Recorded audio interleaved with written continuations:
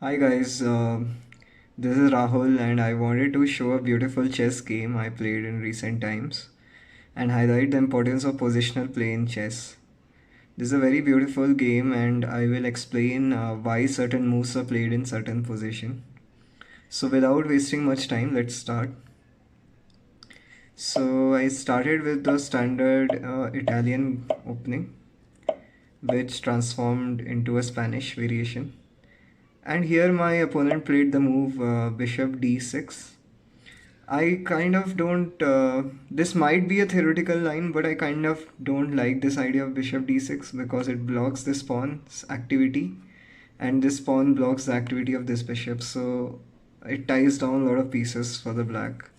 So to take advantage of this move, I played the move d5.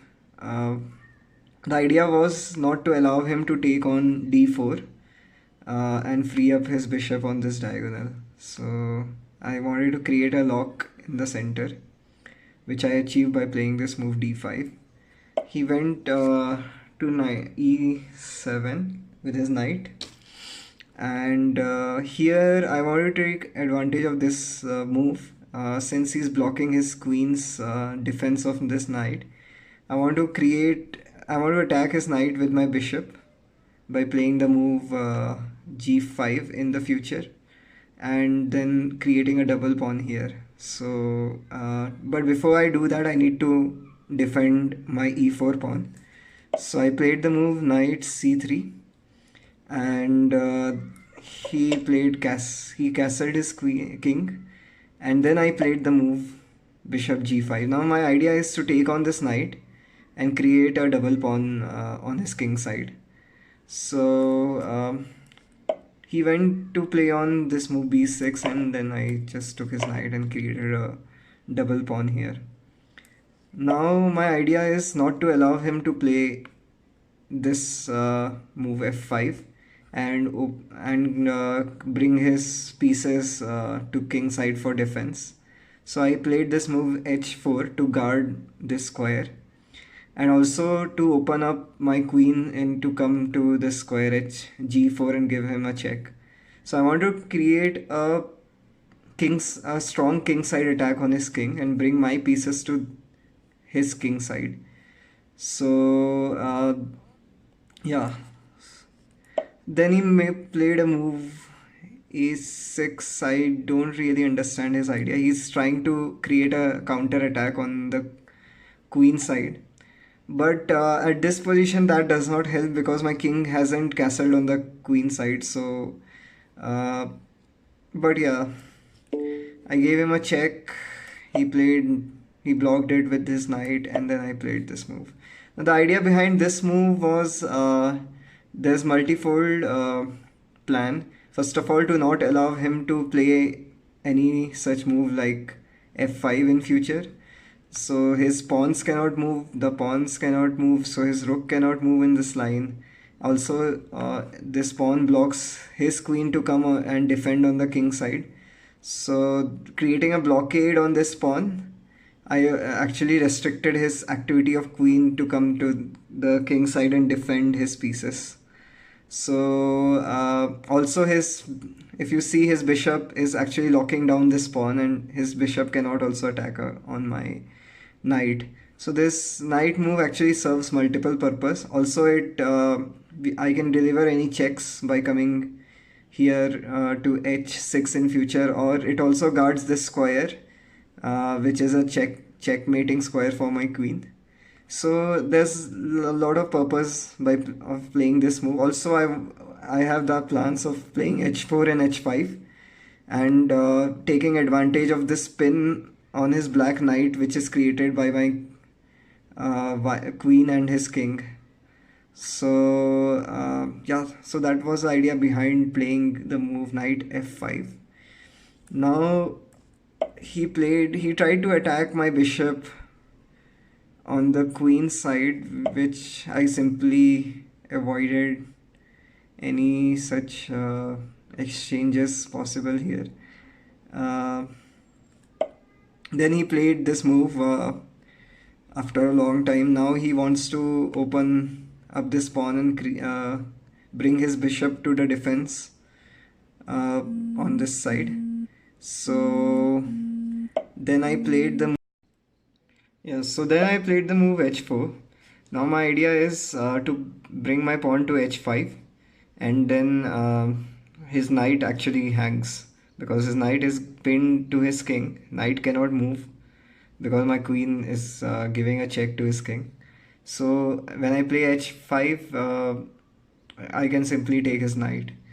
So it's a big threat, and also there's also I want to highlight that if he moves his king right now here, that also doesn't help because I can still play h5, and if he moves his knight away, let's say somewhere here, then I can basically give him a checkmate here. So his knight is actually a dead piece after this move. So he basically, after this move, h5, h4, he tried to attack my knight on the queen side, basically trying to create some counter attack on the queen side. But then I played knight e2. So actually this move in fact helps me because I can bring my knight to g3 in future and cement this knight even further. So playing this move is actually playing this move b4. He has actually helped me bring more pieces to king side and attack his king. So it wasn't really a great move. He should have simply gone with the idea of d6 and bringing his pieces to defense of his king.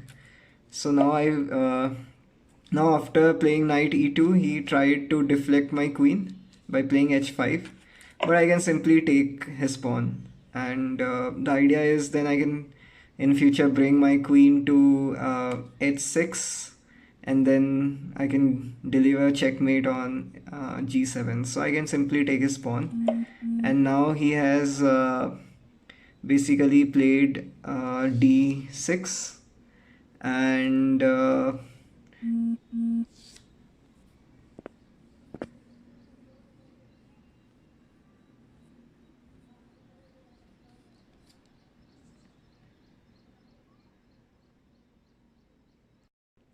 now he played d6. Now he wants to bring his bishop and try to remove my knight here so that he can have some defense on his king here.